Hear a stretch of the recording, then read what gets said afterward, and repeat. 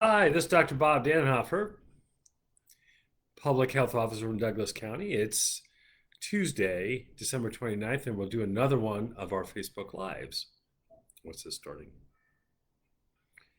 Great. All right, so again, Dr. Bob Dannenhoffer, I'm here at my home, so I'm not wearing a mask, but certainly if you're in an enclosed space with others, you should be. Again, Dr. Bob Dannenhoffer, the Public Health Officer. We're going to go as we normally do, start at the top and start at the world level, move down to the U.S. level, state level, local level, and then we'll start answering your questions. So let's get going. So at the world, that's still a very active pandemic. The cases have been down in the last week, but I think the cases have been down largely because of what I call the holiday effect. During holidays, public health departments sometimes take a break. Tests don't always get done during this holiday time, and deaths don't always get reported. And because of that, there's a decrease in the number of cases and a decrease in the number of deaths during this time. You'll notice that same thing happened around Thanksgiving, but then in the week after Thanksgiving, there was a real acceleration in cases. I don't know if the slight decline we're seeing in the world now is real or whether it is just a holiday effect.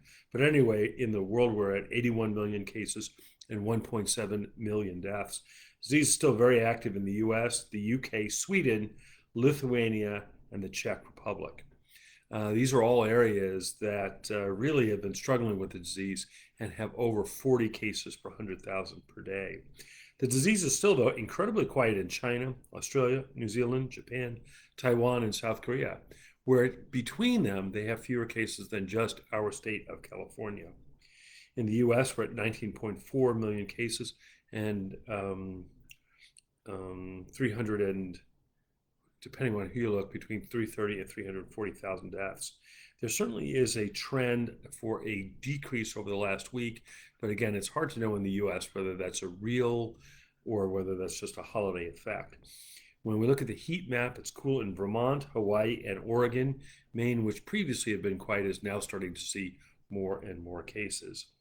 Really hot in Southern California, Arizona, and Tennessee.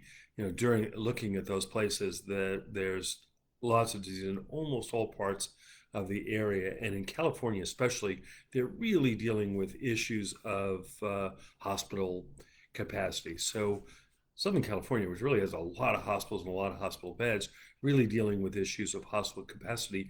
And what I see today is that the National Guard is coming in and the military is coming in to provide healthcare personnel for some of those areas. That is really, really dire.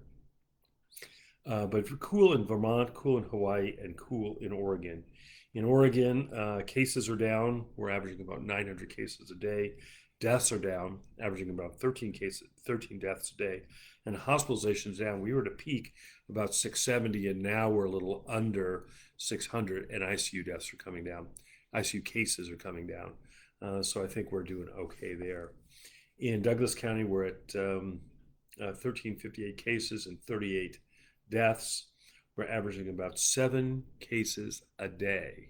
So when I look at all of the counties in the US that have a population of 100,000 or more, and there are a lot of counties with a few thousand, but when I look at the bigger counties that have 100,000 or more, I think we are the lowest in the country. I think the only county that's over 100,000 that's even close is Honolulu County in Hawaii, which has just a few more cases per day per 100,000 than we do. So pretty remarkable for little old Douglas County to have the best case attack rate in the country. We're the second lowest county in Oregon looking over the last week. And because of that, we've moved from the extreme level to the high level. This is absolutely great news for our businesses. This allows businesses to open in person for in-person dining up to 25% capacity, and to open up gyms up to 25% capacity. I know both restaurants and gyms have really, really struggled during this time, and this will allow them to open more. So it really is a great, great, great thing, I think, that we're able to do that. as we frequently will do, we'll compare Douglas County with 3 other counties throughout the country. These other counties, I call them doppelganger counties. That is, they're very similar to Douglas County, but not identically the same. These counties are all counties around 100,000 population. These are counties that are all on an interstate. They're all counties that have a mix of industries. And none of these counties have anything that's particularly unusual about them. So Douglas County, our county, 1,358 cases and 38 deaths, an average of 7 cases a day.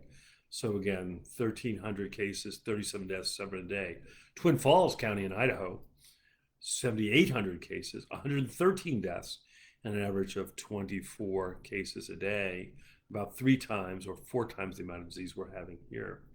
In Pennington County in South Dakota, where Rapid City is, 10,950 cases, 127 deaths, and 51 average cases a day, about 5 or 8 times the amount of disease we're having.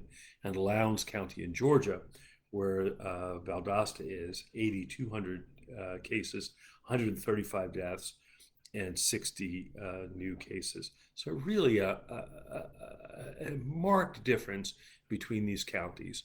And I ascribe that to great public health work, but also really, really good work by the citizens of Douglas County to keep the number of cases down. Well, lots of stuff coming today, and I'm sure we'll get to those. So let's start with questions. So the first question Heather asks is, I've read a few articles recently about a possible indirect effect of the MMR vaccine giving some protection against COVID-19 and how this could explain why children are less susceptible to the disease. What's my opinion on this? And so the thought on kids getting vaccines and being less likely to get other diseases is there's some crossover effect with a vaccine. So you get a vaccine, your body makes an immune response, and it makes an immune response against the direct thing you're doing, but it makes an immune response against other things too. And the thought is that somehow this halo effect or shadow effect could be a difference. And that's certainly one of the 8 theories on why kids get this less. I don't think this is that likely, though, because we have seen no difference in kids who are vaccinated versus kids who are not, right? If this was a potent effect, you'd expect that unvaccinated kids would get this worse than others, and we've seen no data to suggest that. You'd also see that kids in the first 2 months might get it really badly because they've had no vaccine so far, and yet we don't see that either. Of the 8 theories, I think the most likely one is that this is mostly a vascular disease. So it does start off in the lungs like an upper respiratory infection, but that's usually not what gets people. What usually gets people is vascular disease in the lungs, vascular disease in other parts of the body that causes clotting, causes kidney failure, causes this ARDS symptom that we see in adults. And it may be that kids are less susceptible because they have incredibly clean vessels. So you do autopsies and look at somebody my age, you look at the vessels and they're raised and pockmarked, and there's little cholesterol things in them, and they don't really look that good. But when you look at a kid's vessels, they are super smooth. And it may be that those super smooth arteries are just less likely to have vascular disease than others. But again, there's 8 theories out there. Nobody really knows which one it is. I think the MMR halo effect could be an answer. I think, however, individually, that most likely it's the better vasculature. So Dee Dee asks, will we get reports of adverse reactions to the COVID vaccine from the elderly population in Douglas County? Yes. So all of the adverse effects are going to be reported. However, I'll tell you that the number of adverse effects are pretty small, 1 in 100,000. We're not going to give 100,000 vaccines in Douglas County. And so we're going to get all of the data from everywhere in the state. I don't think an adverse reaction in Douglas County versus Polk County versus Multnomah County is all that important. Someone says, she says that I've had several reactions from the Shingrix vaccine, not anaphylactic. Yeah, this vaccine is actually closest to the Shingrix vaccine. The Shingrix vaccine is a protein and then what's called an adjuvant. So an adjuvant is something that increases your body's response. However, the Shingrix vaccine is not an mRNA vaccine. It's a protein and adjuvant vaccine. However, the reactions to the Shingrix vaccine and the reactions to the COVID vaccines are similar. But this is one I definitely discuss with your doctor. Again, remember, as I said, not everybody needs to be immunized against COVID. If almost all of us are, the few people who can't because they've had bad reactions. I have a dear friend who said she had an anaphylactic reaction to a tetanus shot. Now, that's a bad thing. I don't want anybody to have anaphylactic reactions. So she might avoid it, but everybody else around should get it to protect her. So will those who have had COVID need to be vaccinated? So they did come up with the recommendation on this. The recommendation is, yes, they should be vaccinated, but they might wait 90 days to make room for those who've not yet had the disease and presumably need the vaccine more than those who've just had the disease, because we don't think your chance of getting this in the first 90 days is very high. And we'll talk a little bit more about that. A very nice study came out about that. So should you be tested for COVID before getting vaccinated to see if you've had COVID? There's no recommendation for that. That would complicate things a lot, because the test you would need to have would be an antibody test. And we don't know exactly what the level of protective antibodies would be. And it would just slow it down. I think really what we want to do is get most vaccine in the most arms. So would someone who may have been asymptomatic have developed an immunity to COVID? Yeah, it's certainly possible. We know that people with asymptomatic infections do develop a level of antibodies. It's a little lower than the people who've had bad disease, but they do develop a level of antibodies. The question further goes on to say, do I need to contact my doctor in order to get in line for being vaccinated? So the vaccine thing is complicated, and we made it even more complicated by calling it funny things. So the feds came out with groups 1 and 2, and then they decided, well, 1 and 2 was not complicated enough, so let's make it 1A, 1B, and 1C. And then said to the states, well, if you want to dice it even further, you can do that. So now states have come out with 1A1, 1A2, 1A3, and 1A4 to make it even more complicated. So this fellow, who is 69 years old, pretty good shape, taking care of cattle each day, good. We think people who work on the farm actually probably are have the strongest immune systems. They get exposed to a lot of cattle and dung and insects and whatever, and we think that's how they do it. But you'll likely be in group 1C, and we think group 1C is likely to be February or March, and we'll let people know how to get the vaccine. We hope by then the vaccine will be available in lots of places. It'll be available at your doctor, it'll be available at the clinics, it'll be available at the pharmacies, it may be available at the fire stations. So it'll be available lots of different places. And so there'll be a lot of options. But that's a way off. Right now, we're working on group 1A. So 1A are healthcare workers and people in nursing homes. And I'm incredibly happy to announce that that's all started. So Mercy got their vaccine. They got 975 doses. And of those 975 doses, they've already given some out and scheduled others. Now, again, the hospital can't give everybody the vaccine on the same day because people will have some side effects. Everybody can't be out the next day sick. So they've scheduled them out. The nursing homes have already done some vaccines through the federal pharmacy partnership. So that's a good thing. The county is going to be receiving some vaccine later this week. And the ambulance corps is going to be receiving some later this week. So we hope by next Tuesday, when we do this, we can talk about hundreds of doses of vaccine given. And so that's a good news. So Paul, you're likely to be in group 1C. I think looking at the data, 1C is likely to be in February or March. So Penny says, will you be required to get a prescription to get a vaccine? No. And if not, how, and you go to a pharmacy, how will they prove which group you fall under? I think actually pharmacies are going to not be giving this out widely until we get to group 1C. And then in 1C, it's people over 65 and those with underlying conditions. We do not know how they're going to parse out the underlying conditions. So Linda says, why is it Douglas County is only given 214 vaccines? Well, again, the vaccines have arrived at Mercy and they're scheduling them out. And I look around the state, we're about similar to other counties, although Coos County is given a higher percentage and a higher number than we have. and so is Josephine County. But I think in the next week we're going to catch up. And my goal will be to have Douglas County be the county with the highest vaccine usage. Again, the vaccine usage is going to be what works. And the vaccine is important, but the vaccination, actually giving it to someone, is what really counts. So Paul says, when will you add vaccine data to our daily update? So the state is doing that for us. So if you go on the state website, it says pick a dashboard.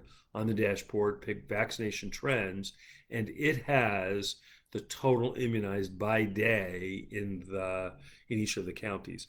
That is going to be great. It's 1 day behind. If we did it, we would be further behind, and I think it would be just confusing. But if you'll look at that daily update, which I look at 2 or 3 times every day, you'll be able to find where it is, where we're at. So will people be given a vaccine card given to us after completing the final shot? It is a little hard to believe in this day and age that we're still going around with those little handwritten cards, but apparently that's what the feds want us to do. So yes, we are going to get a vaccine card when you get your first shot, and then when you get the second shot, it'll also be on that second shot, and that card, and then you'll have that card to have and to hold. Now, there's some people who think that by having the vaccinations, it'll allow you to maybe fly or do other things. I do not know how that's going to work. I know that in Oregon, we've been told it's not going to be mandatory, but I looked and the Fed said employers can make it mandatory. So, for example, if you have a place and you want everybody to be immunized, you could make getting 2 shots an employment condition. I'm not sure how I feel about that, but apparently you can. So certainly you'll want to keep that. Now in Oregon, all the vaccine data is also going to go into a thing called Alert, and there are dozens of places in the county where people can pull up your immunization record and do that. So even if you get the vaccine card and lose it, all's not lost. So Anne-Marie says, my husband's a disabled veteran. Do we need to look to the VA for doing his shot? Well, as a disabled veteran, I'm not sure where he's going to fit in, and I don't know how old he is, but the VA has gotten vaccine. I'm told they've started giving vaccine by perhaps the loveliest person I know. And so this is a woman who worked with me for a long time, and she's great, and she's one of the people giving the shots over there. And the VA will be doing those shots. Now, the VA right now is doing their healthcare workers and the people in their congregate living. I'm not sure when they're going to be giving these to veterans, but I think it's going to be kind of in the same time frame. So if he's a disabled veteran and is over 75, he would likely be in Group 1B. And if a disabled veteran who is between 65 and 75, he would be in Group 1C. And so Bruce says, last time he asked about this, treated cloth mask with something called Active, Acteev. They say it's antiviral. And so I looked at this, and indeed, this Active does seem to be antiviral. Now, we think the benefit of masks is mostly mechanical. It prevents the boogers from leaving your mouth or you breathing in the droplets from somebody else. The idea is intriguing, right? It's intriguing that the virus would get on the mask and would stop, and that might give additional protection. But I couldn't find any studies to suggest that was better. So again, like we say, this is one of the ones to try, right? You go ahead and get these masks to people, and you say that people who wore these masks never got sick. That would certainly be a stunning endorsement. All right, well, I'm having trouble picking up more questions, Vanessa. So if you get to it, please get there. Okay, let me go through some things that I found in the literature this week. Now, these are things, so I'm reading a couple of hours every day about stuff that's going on here, and some of the stuff comes as a surprise, but most not. So question is, if you get the disease one time, could you get it again? So my sense always has been, well, if you get the disease, you're less likely to get it again, but you still might. And so they've now done the study, and the study showed that having the disease is about 90% protective for 6 months. Pretty much like what the vaccine is. So they took people who had the disease early on, and then they so they had the disease early on, and then they looked to see how many got the disease, and about people who got the disease were about 90% less likely to get about 90% less likely to get the disease a second time as compared to people who didn't get it the first time. So similar to the vaccine, about 90% protective for at least 6 months. So we don't know if that protection goes longer, but at least that long. The second is a study from China that showed truly asymptomatic transmission is not common. So truly asymptomatic transmission means you have the disease but have absolutely no symptoms at any time during the disease, that your chance of transmitting this to someone else is low. That is not surprising because we know that people with asymptomatic disease tend to have low levels of virus, and people with asymptomatic disease tend not to be in big clusters. What we do know is that the most contagious time is for people who are going to become contagious the day 18 hours before they have their first symptoms. Well, 18 hours before you have first symptoms, you're asymptomatic also. But I think we have confused those who are asymptomatic through the entire course versus those who are asymptomatic at one point and then become symptomatic later. So to decrease that, we have people who are asymptomatic, and that means they're asymptomatic the whole time. The second is people who are pre-symptomatic. They're going to get symptoms, but they have none now. And so what we're seeing is that asymptomatic people do not have a lot of transmission, but that pre-symptomatic people probably have the most transmission. And again, that's not surprising. You're very contagious and you don't feel sick. If you felt sick, you'd maybe stay home, not go to work, but you're feeling great today, so you go to work. Tomorrow you develop the symptoms, but today is where you spread it to people. So again, that's not surprising. The next one is about this distorted sense of smell and taste that a lot of people have early on. Maybe 30 to 50% of the people early on complaining of a change in their smell or taste. And the question is, how long is that going to last? The bad news is that a good number of these people last a long time. And a lot of times early on, it's a total loss of sense of smell or taste, but then later on, it's a bad smell or taste. So we've had some people say everything tastes metallic. We've had some people say that everything smells and tastes sulfurous. Another person said everything tastes and smells moldy. And so that would be terrible, because so much of our enjoyment of food, our enjoyment of life comes from great smells and great tastes, and it will be really, really hard to know. So Monica Ann says, do we know when Group 1B will start vaccinations? I can tell you. Thanks, Vanessa. I got it. So 1B will start vaccinations. So 1B will likely start vaccinations after 1A is mostly done. So these are not going to be strict, like nobody in 1B can get it until every person in 1A has gotten it. But what we want to have is the bulk of people in the group get it before the next group would get it. I think for 1B, the most likely time is the last half of January through February. So that's a big 6-week range. And I'm not being more predictive because there's just no way to know. We have to know how many doses the feds are going to get, then how many doses the feds are going to give us. Once we give to Oregon, then we'll sort of know where we're at. But we know how many doses we're getting through next week, but not after that. So I think somewhere between mid-January to the end of February, because my hope is January 16th. So Patty says, my parents both have COVID. Ooh, sorry to hear that. And are day 14 and day 12. Any clue when they should start to get better? So this is an interesting disease. So that there is no one typical course, but if you had to put the most likely course is the first few days, you don't feel great, but you don't feel terrible. That if you're going to have a mild case, that's kind of it.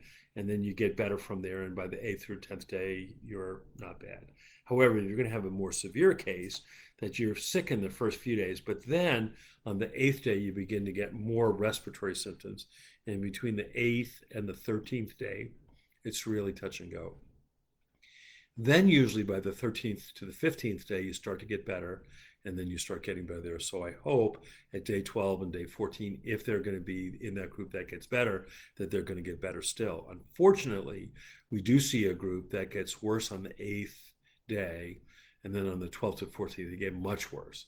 So we'll have to watch. So you guys are really in the touch and go, and really, really, really, we got to pray for that. Um, so Linda says, it seems like the vaccinations are not happening as fast as we thought they would. What's the holdup? Well, there's holdup at every level. One is that the deliveries from the feds have been slower than we thought.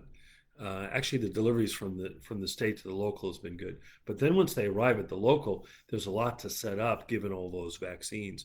These are not vaccines that you can give as quickly, for example, as you can give a flu vaccine for 5 different reasons. One is that there's incredible paperwork that goes with this that you don't go with the flu vaccine. The second is you're expected to charge for the administration of this vaccine, which you don't really need to do with the flu vaccine. The third is that there's a lot of reaction.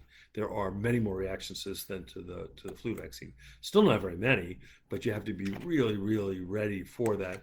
And that's why a drive-through under the fairgrounds doesn't make a lot of sense for this one, because that's not where you want to be resuscitating people. The next is that the extreme storage requirement makes something like doing this under the fairgrounds much more difficult. And the last is we just have not known. We just not known when this stuff was coming. So for example, the delivery that's coming to the county tomorrow, we knew about at midnight last night. So we have only 36 hours to prepare. And because of that, it's a little slower than we like. And this is all happening during the holiday season. And so I really think over the next week or two, we'll be really picking up on that. So Ralph says, what about this new strain? Oof, what is going on here? So we have talked about mutations in this virus since March, I think.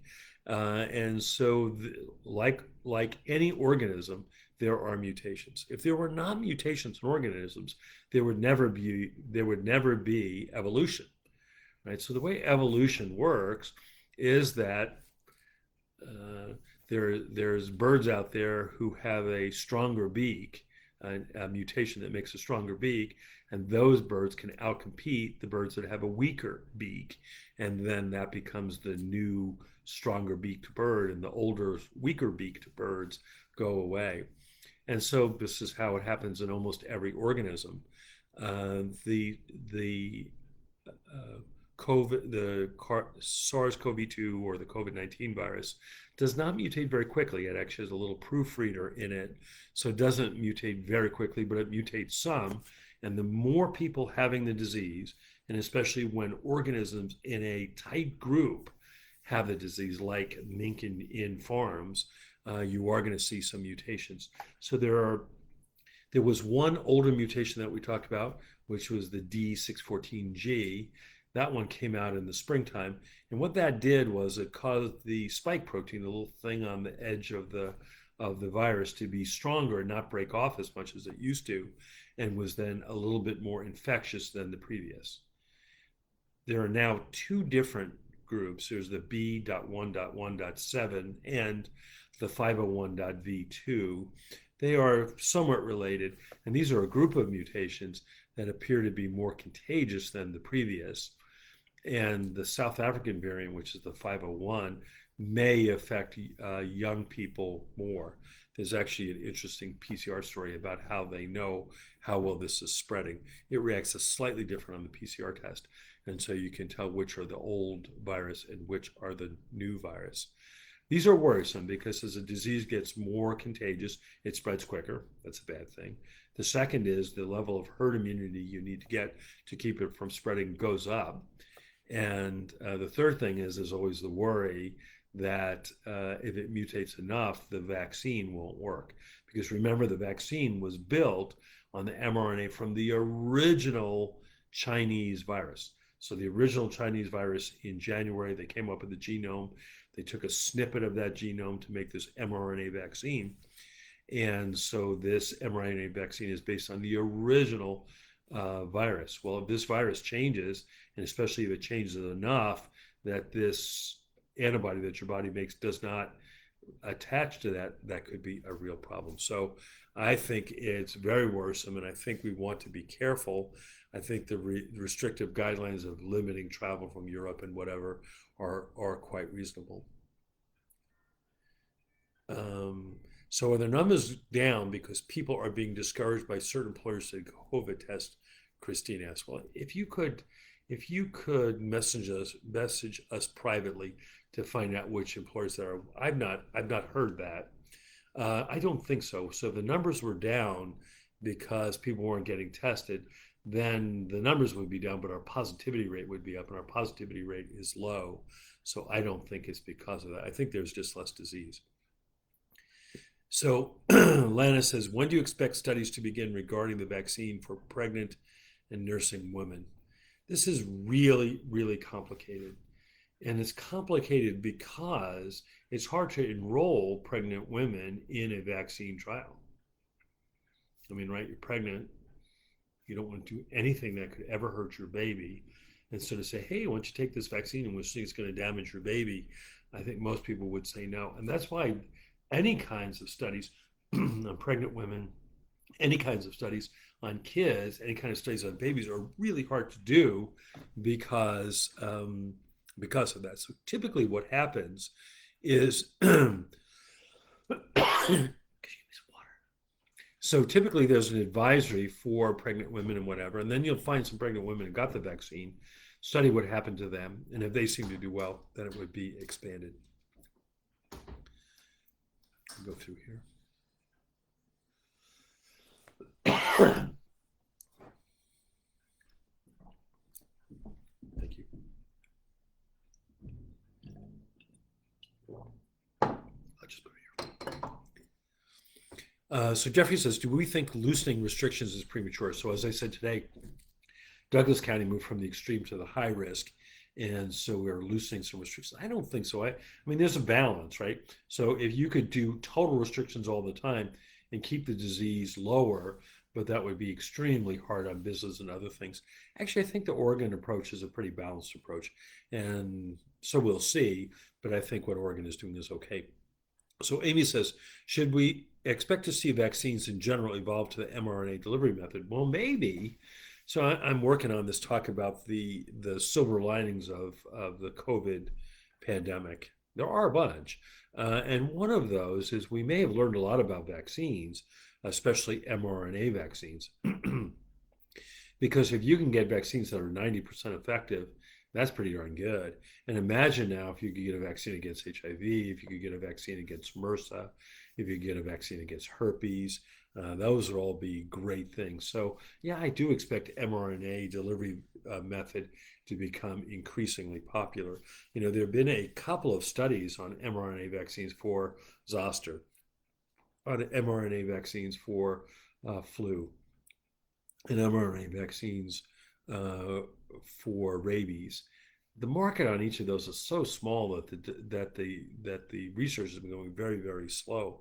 But now that we put $5 billion into research on mRNA vaccines, we may have gotten it. So Lori says, can we get a report on how many vaccines have been administered in Douglas County up to now? And again, if you weren't listening before, typically we are using the state dashboard. So if you go on the OHA website, you pick a data dashboard, pick the one called Vaccine Trends, and under Vaccine Trends, it'll tell you in the state how many vaccines were given, and then by each county, day by day. So I think that actually is the easiest way to do it. The state sees this data before we can, so I think that's where I would go until we have a better data source. And Lori says, I'm a community RN. How will we know when it's our turn? So as a community RN, you will likely be in the 1A group, and we're going to let people know in the next week or so how people in the 1A group get going. So the 1A group, healthcare workers, that's going to be vaccine that's delivered from the state to Mercy and then to its people. And then the second group is going to be vaccine that's delivered from the state to this federal pharmacy partnership that will go to nursing homes. And the third group, which is supposed to arrive tomorrow, which is going to be the state to the county, and then the county will give it out to various healthcare providers to give to their staff and to the ambulance and EMS people. So Carlos says, do I think the use of monoclonal antibodies to fight off severe COVID will be available here? So monoclonal antibodies are specific antibodies that were raised against this virus. They're then produced in the lab, and they can be given to people early on in the disease to prevent disease. Now, I know there was some use of these on a compassionate use basis for the president and Rudy Giuliani when they were already moderately ill. This is actually meant for people before they're ill. And so this has been confusing. However, I was working with the state today. I think there's one clinic in town who is going to be able to get those monoclonal antibodies, and I hope we can get that started in the next week or so. Yeah, so Christina says, does the vaccine prevent you from spreading COVID if your body has contracted it? And we do not know. So in the both the Pfizer and the Moderna studies, this mostly looked for symptomatic disease. So we do not know if there are people who had mild disease and spread it to others. So there's no data that there was, but that's one thing we're not sure. So Beverly says, I carry an EpiPen for severe shellfish allergy. Will be able to get the vaccine in a hospital just in case of a reaction. So you might. I think I would get it in a place that does a lot of vaccines and has practiced their anaphylaxis routine. I think a big clinic like an urgent care or Aviva or Nova that deal with anaphylaxis all the time would be perfectly safe to get it. You might be a little nervous about doing this in the pharmacy, but I think any of those big clinics would be a very safe place to get it. Okay, a couple more things here. So one of the things that was really problematic is that they've seen a number of people come to the emergency room and were psychotic. I mean, they looked like they had a big psychiatric issue, couldn't really find anything else, and found out that they were COVID positive. So there's some suggestion that for some people, psychotic symptoms may be one of the early symptoms of COVID before you have the other things. That'll be dangerous, right? Because it's not like you can get a great history from somebody who's psychotic. So we do worry a bit about that. Galen says, will the vaccine cover COVID mutations? We certainly hope so, and we think so far they should. The mutations that we've seen are not in the area where the vaccine neutralizing antibodies attach. So we do not think it will change the effectiveness of the vaccine. But clearly, that is the $10 billion question. Because we spent all this time developing and making the vaccines and then find out that it doesn't work anymore because of the mutation, we have to go back to the drawing board, raise up a whole new group of vaccines with this new mRNA. That would be really, really, really disturbing. So Laura says, when will us old folks be able to get our shots? Well, I'm rapidly approaching this old folks thing. So the story again, we've made it complicated, but group 1A are healthcare workers and people in nursing homes. Group 1B are going to be people 75 and above and frontline essential workers. Group 1C are going to be people 65 and above and those with pre-existing conditions and other frontline workers. So I don't know how old you are, but let's say you're 66. Then you would be getting your vaccines as part of the 1C group. Again, I think we'll be doing 1A in December, and January we'll likely be starting 1B somewhere between January 15th and February, and then we'll likely be starting the 1C group somewhere in February, March, or April. And I know that's a huge range, but since we don't know how much vaccine we're going to get, it's going to be a little hard to know. Also, there are a lot more people in 1B than in 1A. So 1A, there are, let's get the numbers here. That's yesterday.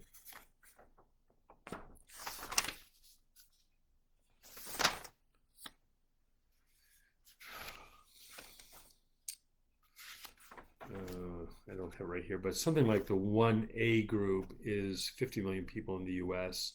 The 1B group is 129 million people in the US. So the 1B group is going to be a much longer group than the 1A group. So Missy says, are people experiencing arthritis type pain with COVID, pain in their hands and their wrists? So arthralgias and myalgias arthralgias, pain in the joints, myalgias, pain in the muscles. Very common with this. Now, what we are not seeing is traditional arthritis. So arthralgia is pain in the joints. Arthritis is redness, swelling, and fluid in the joints. We are not seeing that. So Deborah says, is there some who get COVID that don't spike a temp? Yes. And this is one of the big problems. We have seen a number of people say, oh, I don't have a fever, so I don't have COVID. That is terrible advice. In fact, you'll remember when people were returning from China, that's how they screen people, is with temperature. And what they found was it was a terrible screening method. Almost everybody with COVID did not have a temperature at the time they took it, and almost everybody with a temperature didn't have COVID. So it was not great at all. And that's why we are not recommending temperature screening, for example, on entry to school. We do not think that that is a good screen. Now, obviously, if you've got the disease, I would have people take their temperatures, but it is a terrible screen for the disease, because remember, people are most contagious in the 18 hours before they have any symptoms, that is before they have any fever, and so that fever in and of itself is not a particularly good screen. So Maria says, what facilities in Douglas County have the ability to store the Pfizer vaccine? So Mercy has the ability to store the Pfizer vaccine, and so that all of the Pfizer vaccine is going to Mercy. However, most of the vaccine we get now is the Moderna vaccine, and that can be stored in a regular vaccination freezer and refrigerator. So if you currently have COVID and got an antibody test, would you show up having antibodies? Leslie asks. Well, antibodies don't come up immediately. So when you have any kind of infection, you start getting a kind of antibodies called IgM antibodies in a few days to a few weeks after exposure. And then you get IgG antibodies that come up a couple of weeks to a couple of months after exposure. The IgM go away quickly, and then the IgG linger for a while. So it depends upon when you say. We think the earliest you can find antibodies is about the 8th day after the infection starts. So currently have COVID, it matters what day you're on. So if you're on like the 30th day of your COVID infection, then antibodies would probably show up. If you're on the 3rd day, probably not.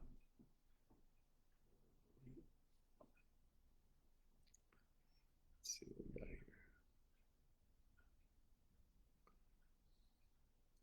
So what group do dentists fall into for the vaccine? So I think dentists are going to be in group 1A, subgroup 3 or 4. And so I think dentists will be starting the vaccine at the end. Dentists and their staff will be starting to get the vaccine at the end of January or the beginning of February. So what about private care homes for residents and staff for the vaccine? So anybody living in congregate living, seniors living in congregate living, are going to be prioritized. I have not seen the final prioritization for that group, but they're going to be working on it next week.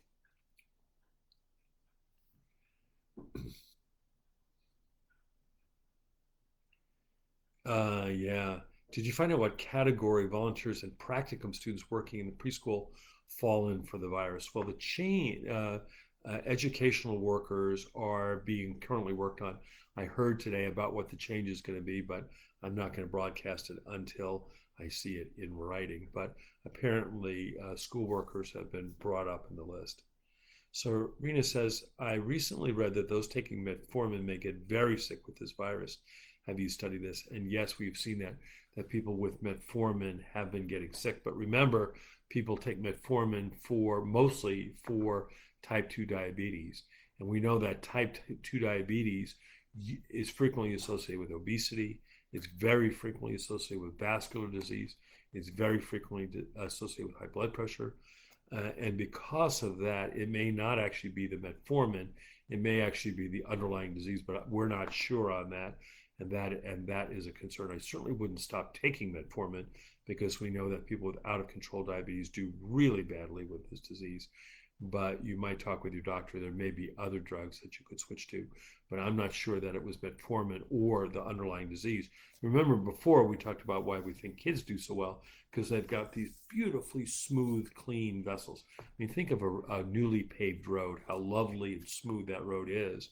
but after it goes 10 or 15 years without repaving, it's got potholes and cracks in places where the pavement doesn't exactly match.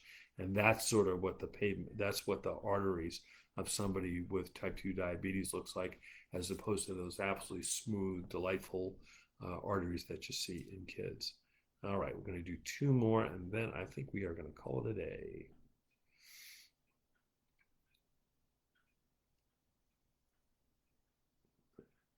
Okay,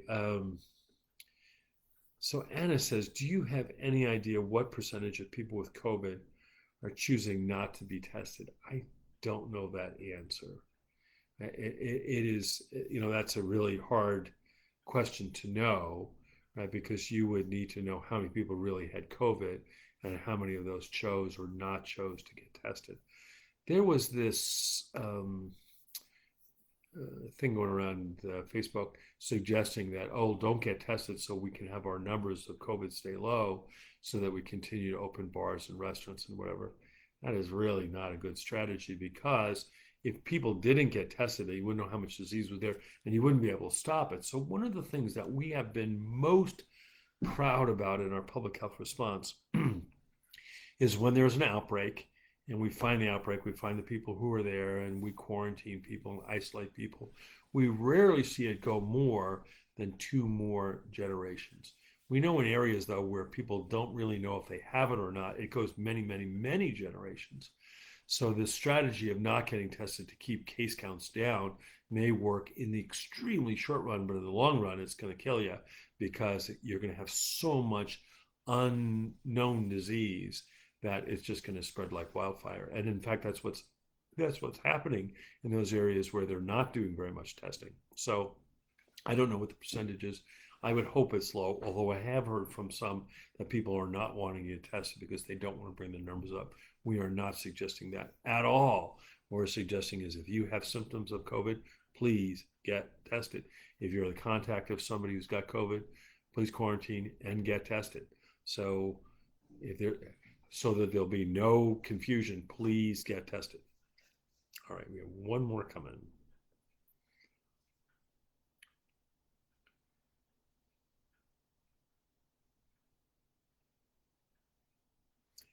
Right, so Casey says, are non-type O blood more likely to develop severe COVID?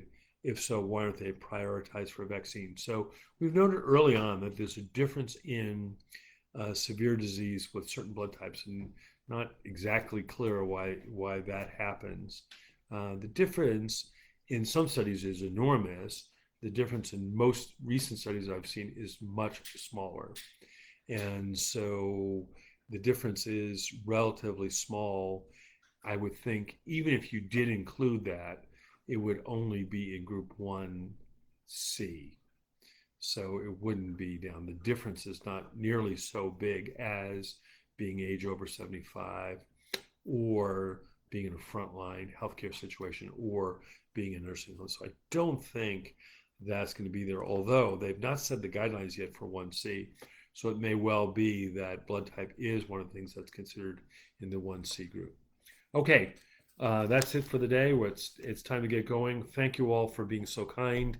A couple of things I would tell people is, this is the time to be really, really cautious about spreading the disease. We are so close to having this vaccine out there and this vaccine working that this is really the time to stay vigilant about this. And by staying vigilant, really, we're talking about we're talking about not having a big party for New Year's Eve, trying to limit things to within the family, be very, very, very careful about travel. We're still seeing a lot of cases associated with big events. We had a few today related to the Christmas holiday. So again, please do all those things, and we'll see you again on Friday at 4 o'clock. Again, this is Dr. Bob Dannenhoffer. Thanks for joining.